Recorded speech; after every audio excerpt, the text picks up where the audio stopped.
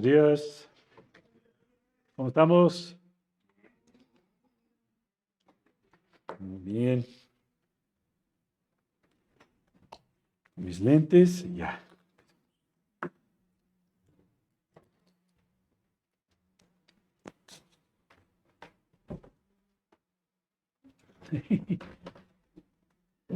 Pues en 1904, un evangelista de Inglaterra, Rodney Smith, tuvo una campaña evangelística en Sudáfrica por 6 meses.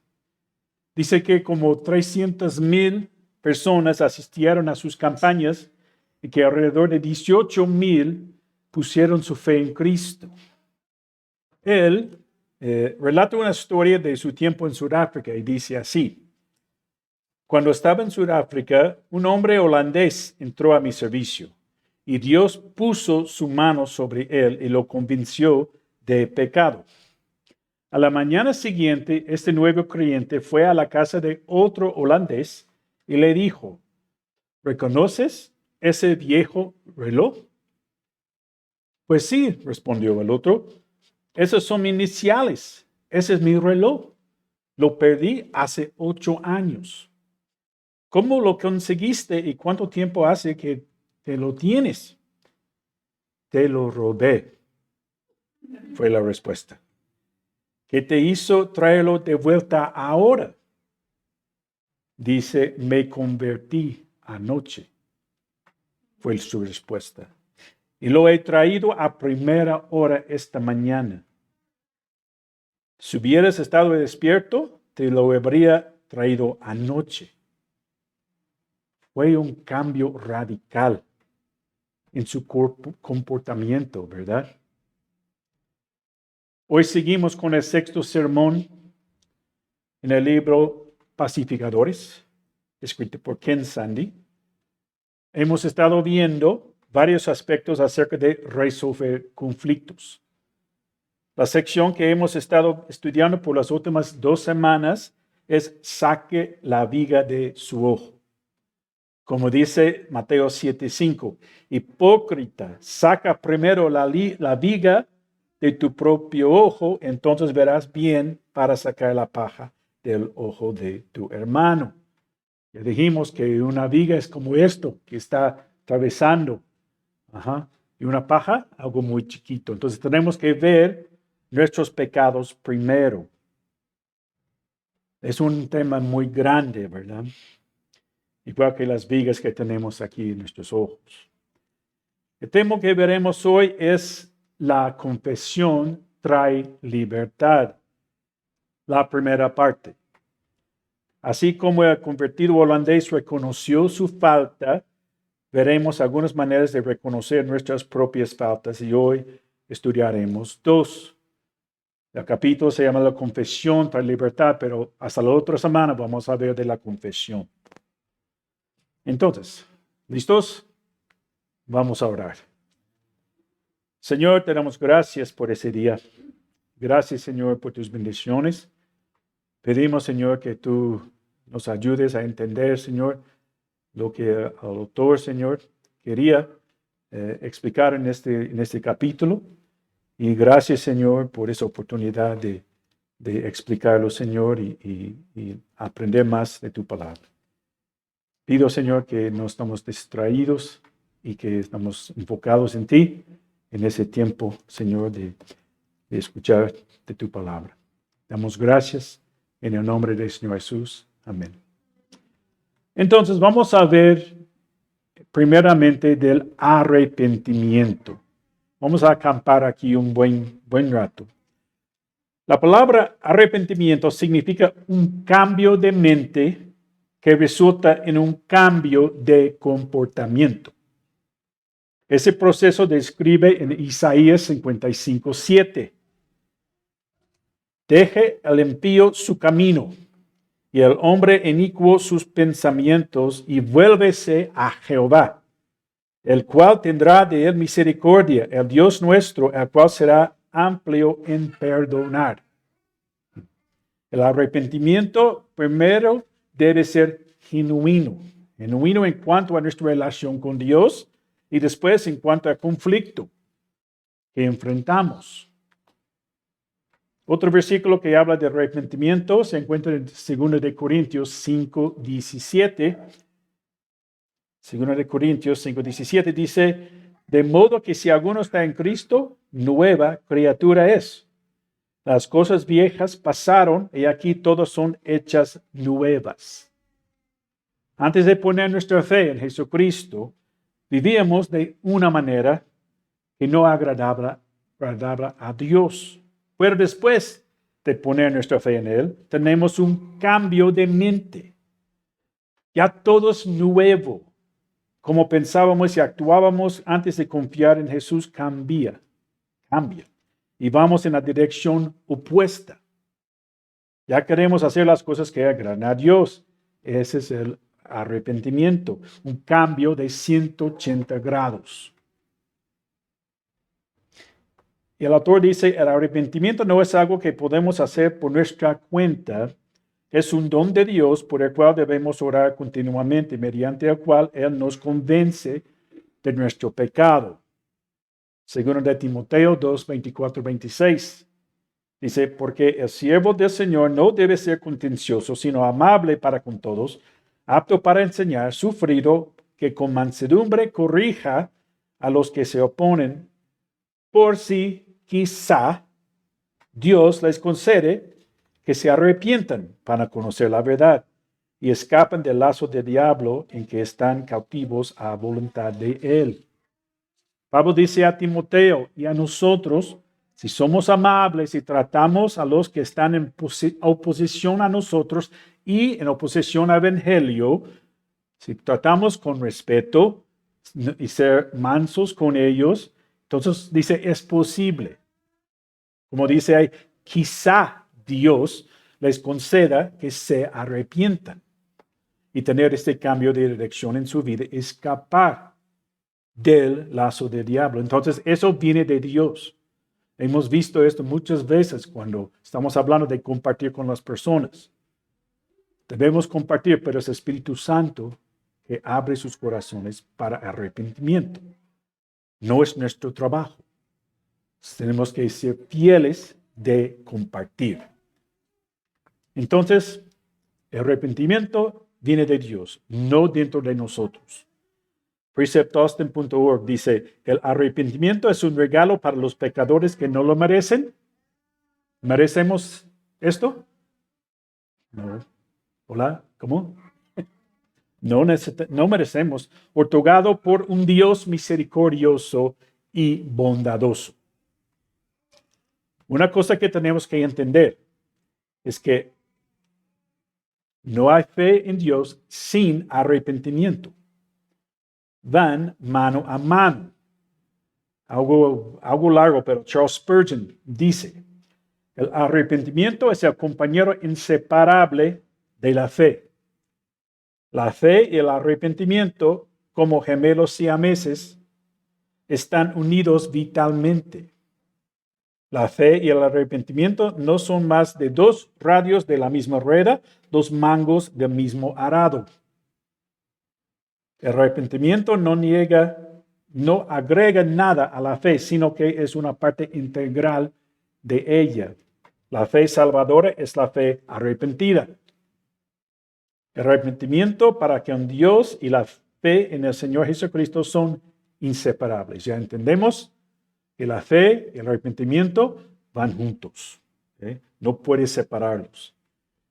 Y él usa el versículo Hechos 20:21, testificando a judíos y a gentiles acerca del arrepentimiento para con Dios y de la fe en nuestro Señor Jesucristo. Continúa Spurgeon, debido a que son inseparables, las Escrituras a veces se refieren a salvación como arrepentimiento. Pablo declara que la benignidad de Dios te guía al arrepentimiento o la salvación. Romanos 2:4 dice, y Pedro, que Dios no desea que ninguna perezca, sino para todos proceden a la salvación, ¿no? Dice arrepentimiento. Entonces la fe y arrepentimiento son inseparables. Pidamos que a Dios nos conceda arrepentirnos y también aquellos con los que tenemos conflictos. Otra cosa que tenemos que entender del arrepentimiento es que solamente sentirse mal no muestra que uno está arrepentido. De hecho, hay un mundo de diferencia entre el simple remordimiento y el arrepentimiento genuino. Segundo de Corintios 7:10 dice, porque la tristeza que es según Dios produce arrepentimiento para salvación, de que no hay que arrepentirse, pero la tristeza del mundo produce muerte.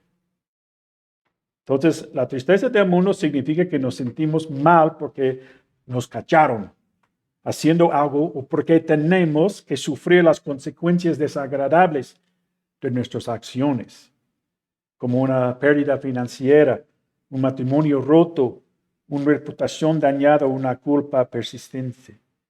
Sin embargo, en poco tiempo, la tristeza desaparece, ¿verdad? Y la mayoría de nosotros comenzamos a comportarnos tal como lo hacíamos antes. En contraste, la tristeza que viene de Dios significa sentirnos mal porque hemos ofendido a Dios. Significa lamentarnos sinceramente, de hecho, de lo que hicimos estuvo moralmente mal, independientemente de si debemos sufrir o no consecuencias desagradables. Involucra un cambio de corazón, un cambio de comportamiento. Juan el Bautista dijo en Mateo 3:8, haced pues frutos dignos de arrepentimiento. También Pablo predicó a la gente en Hechos 26:20 que se arrepiéntense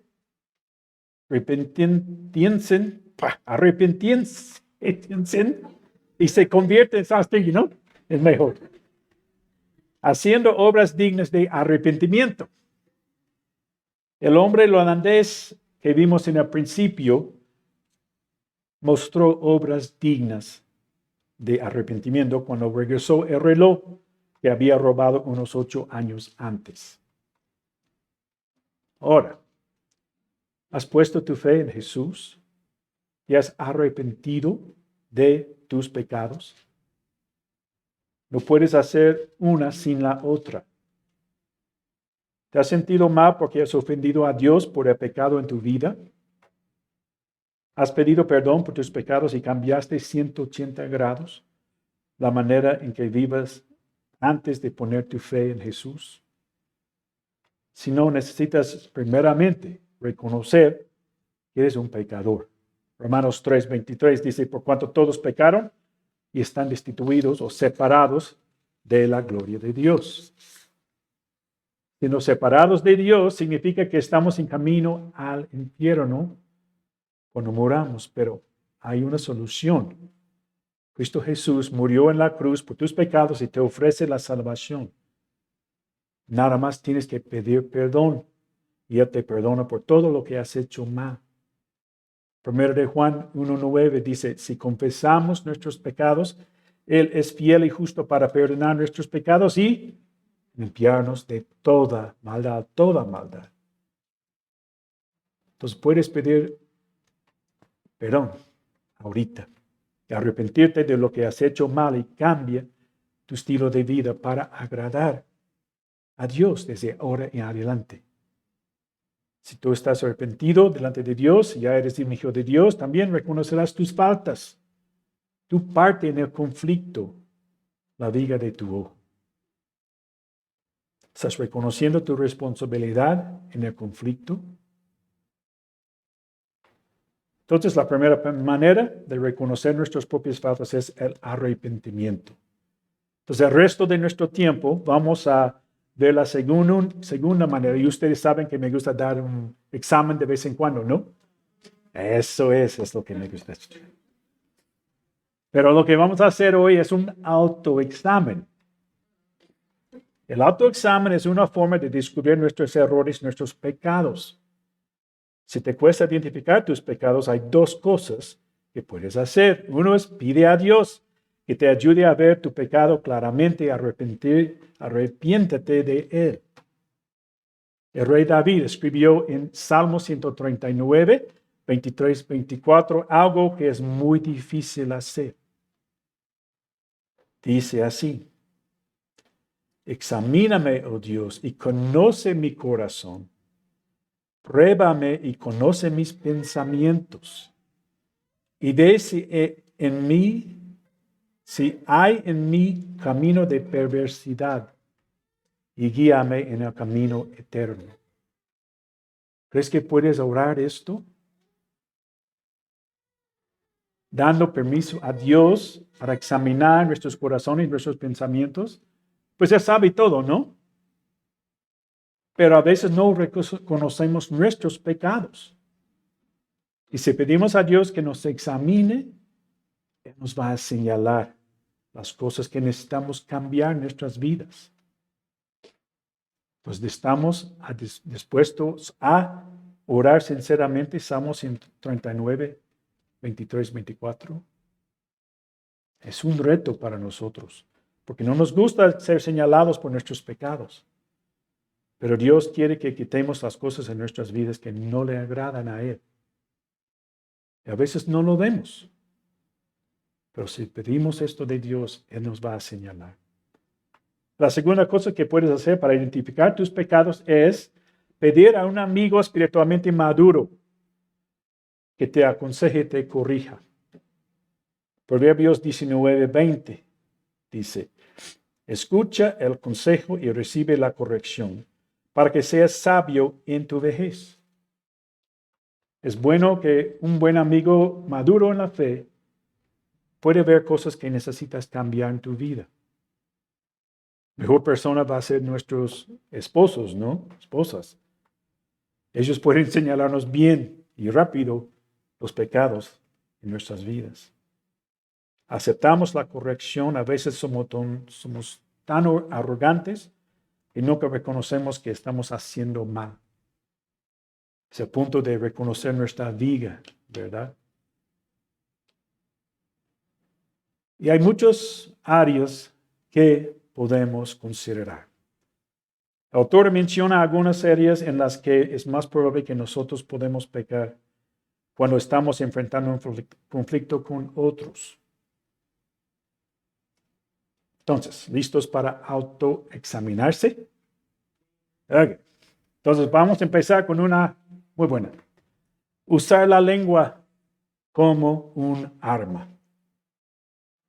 Usar la lengua como un arma.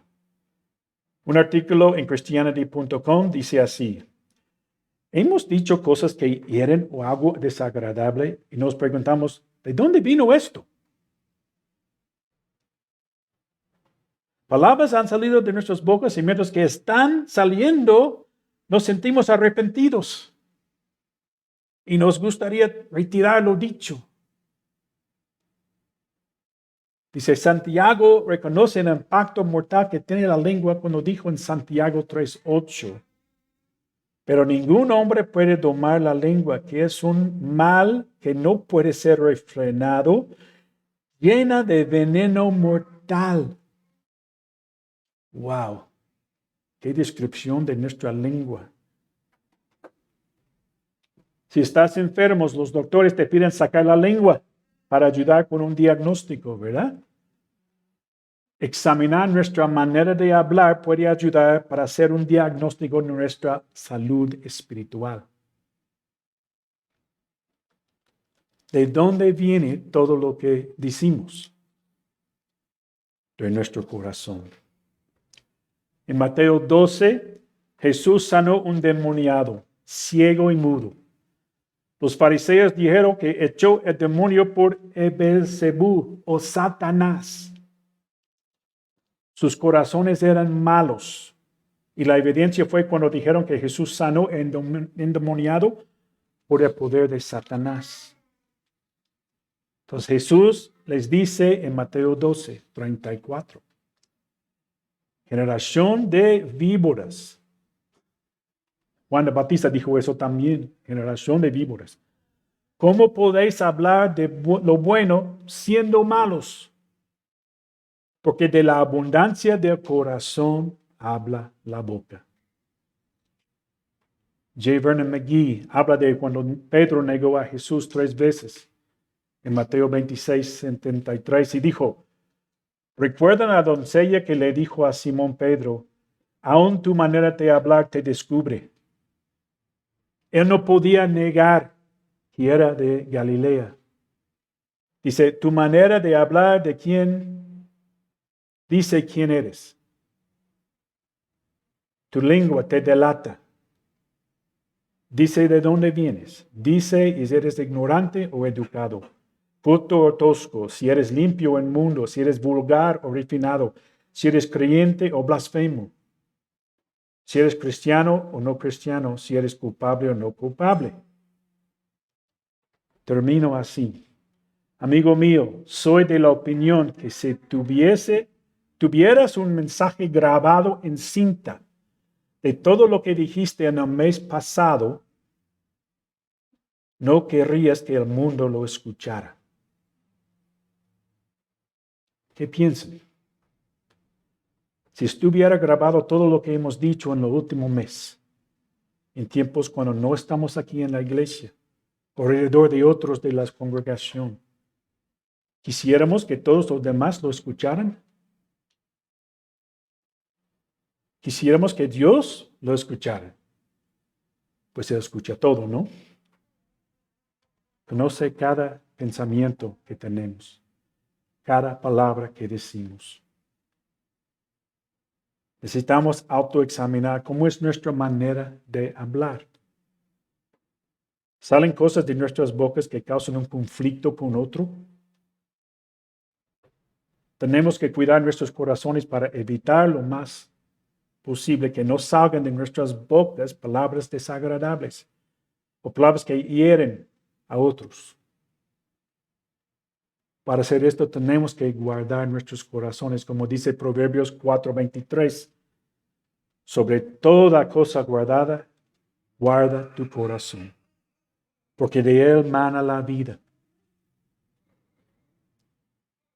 No guardamos nuestros corazones aguantándonos de decir cosas ofensivas o mordiéndonos la lengua, como dicen, sino alimentando nuestra mente de la palabra de Dios, estudiándola, memorizándola,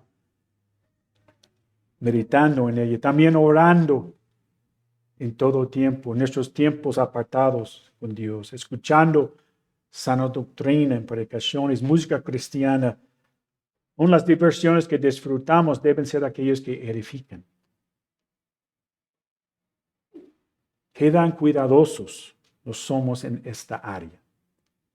Recordemos, de la abundancia del corazón habla la boca. Nos preguntamos muy seriamente, ¿qué abunda en nuestros corazones? Cuando llenamos nuestras mentes con las cosas de Dios, nos ayude a guardar nuestros corazones, que resultará en nuestras menos palabras que puede causar conflictos. Como vimos con la primera, autoexamen. Usar su lengua como un arma. La segunda es controlar a los demás. Controlar a los demás. El autor dice, pocas cosas causan más conflicto que tratar de controlar a otras personas. En Génesis 29 tenemos la historia de Jacob y cómo se enamoró de Raquel. El papá de Raquel, Labán, y Jacob se pusieron de acuerdo que Jacob trabajaría por Labán por 7 años para que se casara con Raquel. Terminó de trabajar los 7 años, que le aparecían a Jacob como pocos días, dice Génesis 29:20. En la noche de su luna de miel, Labán lo engañó y mandó a su hija mayor, Lea, para dormir con Jacob. Y no se dio cuenta hasta la mañana siguiente. No sé cómo no se dio cuenta, pero. Y leemos en Génesis 29, 26 a 27. Y Labán respondió, no se hace así en nuestro lugar, que se dé la menor antes de que la mayor. cumple la semana de esta y se te dará también la otra por el servicio que hagas conmigo otros 7 años para casarse con Raquel. La clase más habitual de control involucra tratar de persuadir, manipular o forzar a las personas a hacer cosas que simplemente hacen que nuestras vidas sean más cómodas y convenientes. ¿Te consideras una persona manipuladora? ¿Buscas que los demás hagan las cosas como tú quieres? ¿O piensas que es mejor hasta convencerlos con tus razonamientos? Manipular no es reconocer nuestra vida. Si tú dices, reconozco que te ofendí, pero es que con tu manera de ser me obligas. Deberías de cambiar. Así no provocas que yo te trate así. Eso es orgullo y total manipulación. Quiere controlar las cosas. Entonces hemos visto 2 áreas de autoexamen. Usar su lengua como un arma contra los demás. La tercera, no cumplir con su palabra. No cumplir con su palabra. Muchos conflictos son resultado directo de que alguien no cumplió con un compromiso, sea que haya sido expresado en su contrato, un voto matrimonial, una promesa a Dios o simplemente con un sí o no. En el libro de Josué leemos de la conquista de la tierra prometida. Empezaron por la ciudad de Jericó y después ahí. Los otros pueblos en la tierra prometida tenían miedo de Israel y los gabaonitas maquinaron un plan. En Josué 9, 3 al 5. Y dice así. Josué 9, 3 al 5.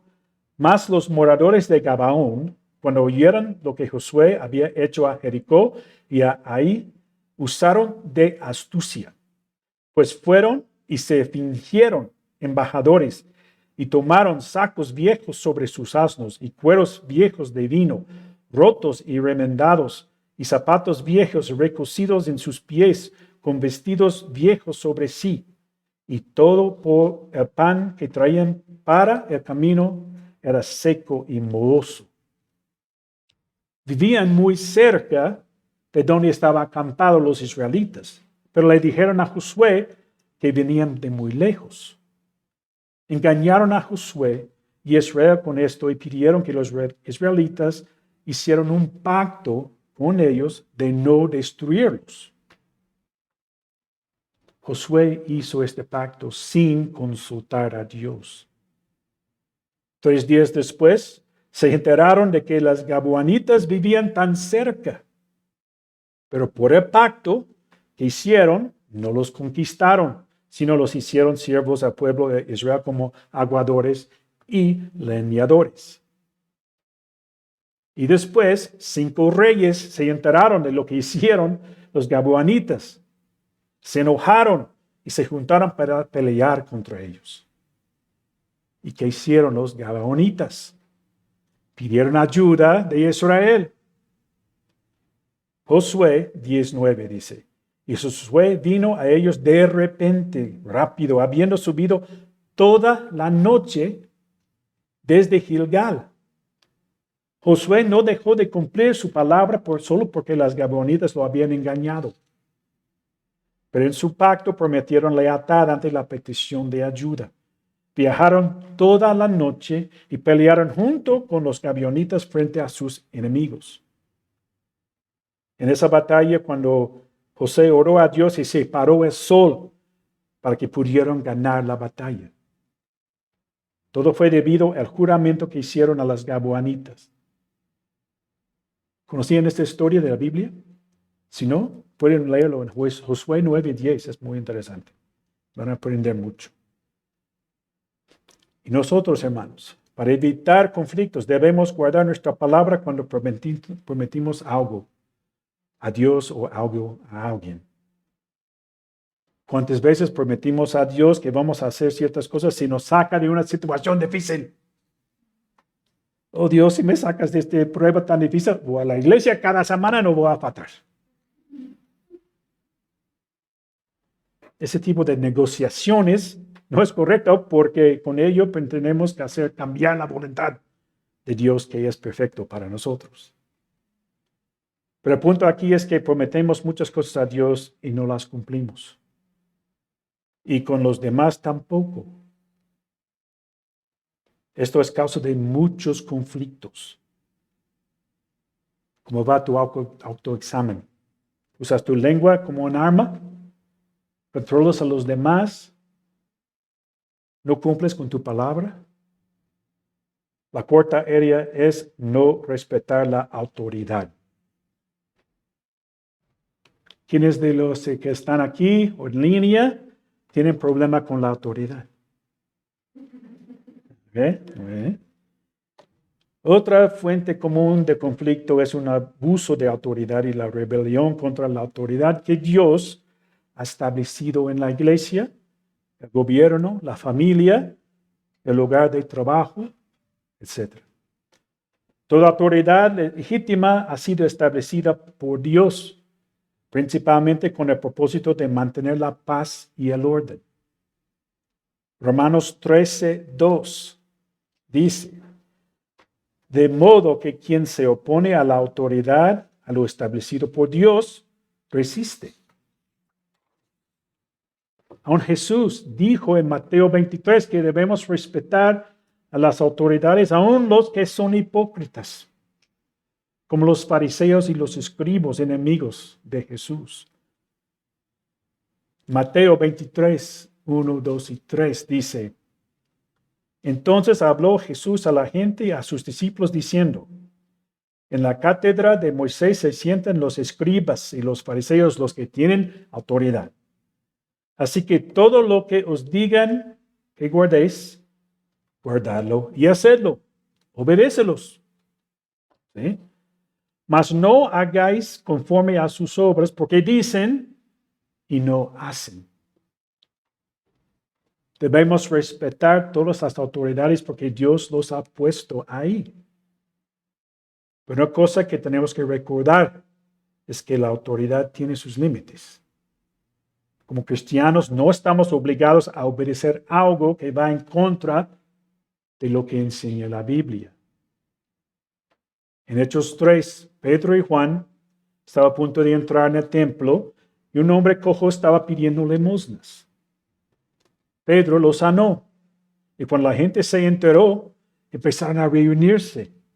Y Pablo aprovechó, como vemos en varios lugares en Hechos, para predicar. Y Hechos 4:4 dice: pero muchos de los que habían oído la palabra creyeron, y el número de los varones era como 5,000. Las autoridades religiosas, el sumo sacerdote, toda su familia, los gobernantes, todos estaban como: ¿qué está pasando aquí? Los ancianos del pueblo y todo se reunieron, amenazaron a Pedro y a Juan que no predicaran más.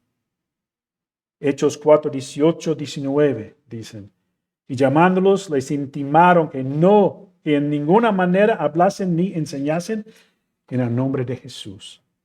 Mas Pedro y Juan respondieron diciéndoles: juzgad si es justo delante de Dios obedecer a vosotros antes que a Dios.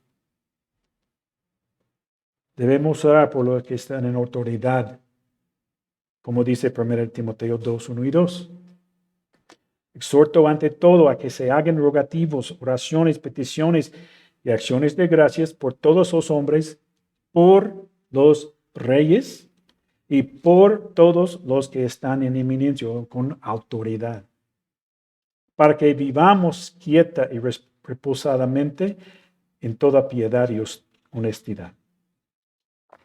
Entonces respetamos a las autoridades, obedecemos las instrucciones que no van en contra de la palabra de Dios. En un caso en los Estados Unidos, desde enero de 2013, una pareja que hacía pasteles para bodas rehusó hacer un pastel de boda para una pareja lesbiana. Los pasteleros se negaron a hacer el pastel y informó a la pareja lesbiana que Levítico 18:22 dice, no te echarás con varón como con mujer. Es abominación. La pareja lesbiana los demandó. Y hasta hoy sigue el asunto en la corte. La decisión de esta pareja de creyentes se ocasionó un conflicto, pero fue derivado de su firmeza en la fe. Tenemos que estar firmes en nuestras convicciones bíblicas. Pero aparte de que la autoridad nos exija faltar a los principios bíblicos, debemos honrarlas. Desde las autoridades en la casa hasta el presidente. ¿Y cómo estás en esa área? ¿Te has puesto a pensar que tal vez el conflicto en que te encuentras actualmente tal vez se deba a tu falta de respeto a la autoridad? ¿Y cómo puede remediar esto? También necesitamos reflexionar si tú estás en una posición de autoridad. ¿Cómo la ejerces? ¿Con temor de Dios? ¿O te aprovechas de ello para conseguir lo que quieres? Recuerda que vas a responder ante Dios por las responsabilidades que te ha encomendado. Ok, ¿cómo vamos? Hemos visto 4 áreas de autoexamen. Usar tu lengua como un arma, controlar a los demás, no cumplir con su palabra, no respetar la autoridad. La quinta, olvidar la regla de oro. Olvidar la regla de oro. Tal vez la causa más frecuente del conflicto es cuando no seguimos la regla de oro que Jesús enseñó en Mateo 7:12. Así que todas las cosas que queráis que los hombres hagan con vosotros, así también haced vosotros con ellos. Porque esto es la ley y los profetas. Para ver, sí, has violado esta enseñanza, la regla de oro. Hagamos algunas preguntas que el autor hizo en su libro. Dice, me gustaría que la otra persona me trate como yo la he estado tratando. Me gustaría que la otra persona me trate como yo le he estado tratando. Número 2, ¿cómo me sentiría si me enterara de que esas otras personas están diciendo de mí lo que yo he estado diciendo de ella?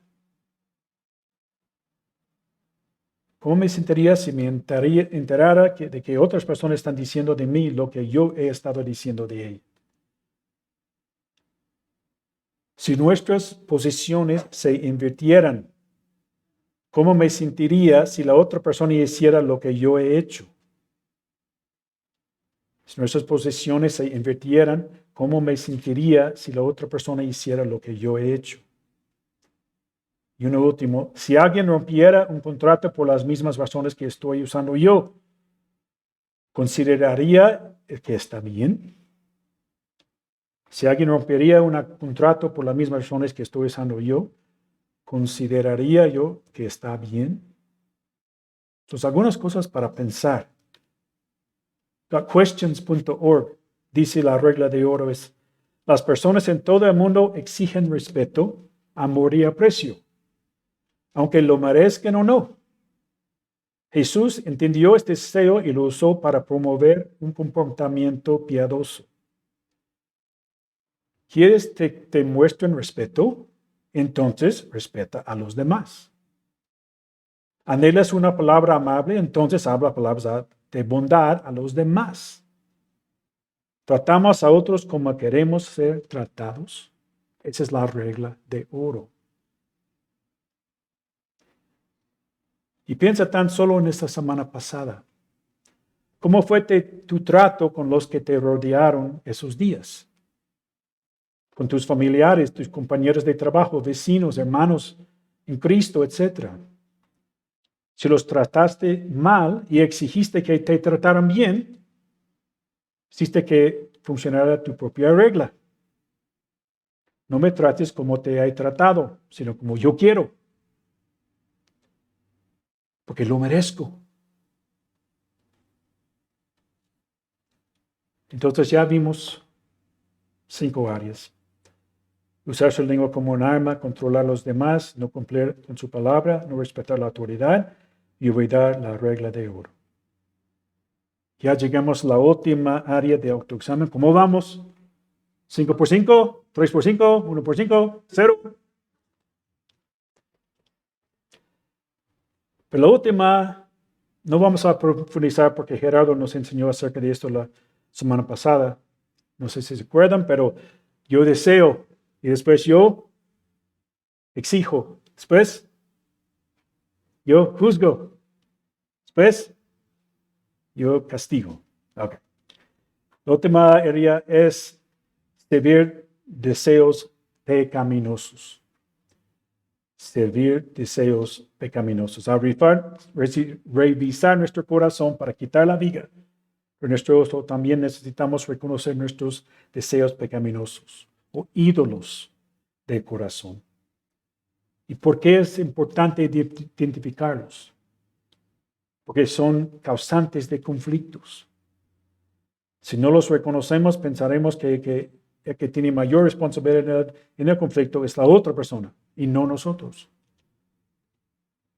Entonces, deseos pecaminosos nos llevan a hacer lo que sea con tal de obtenerlos. Herir a quien sea, en una palabra, nos llevan a pecar. Debemos ser muy honestos al examinarnos. Entonces, ¿cuáles son esos deseos pecaminosos?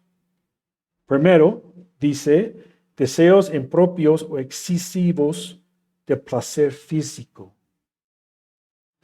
Gálatas 5, 16, 17. Digo pues, andad en el Espíritu y no satisfagáis los deseos de la carne. Porque el deseo de la carne es contra el Espíritu y el del Espíritu es contra la carne. Y esos se oponen entre sí para que no hagáis lo que quisieres. Hay una guerra dentro de nosotros por andar en el Espíritu, controlado por Él, o ser controlado por los deseos de la carne, como índole sexual, o exceso de comida, pereza, etc. ¿Y cuál está ganando en tu vida? ¿Andar en el Espíritu o en los deseos de la carne? Depende de lo que estamos alimentando en nuestra vida espiritual. Si estamos leyendo la Biblia, orando, escuchando música cristiana, predicaciones con sana doctrina, todas esas cosas, entonces ya vamos a andar en el Espíritu. Pero si no, entonces los deseos de la carne. Otra área es el orgullo y el deseo de tener siempre razón.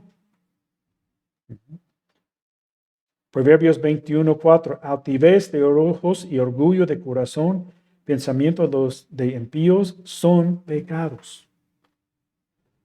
Nos negamos a reconocer nuestras fallas.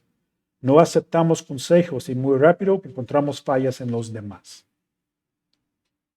Yo estoy bien, tú estás mal. 3. El amor, el dinero y otras posesiones materiales.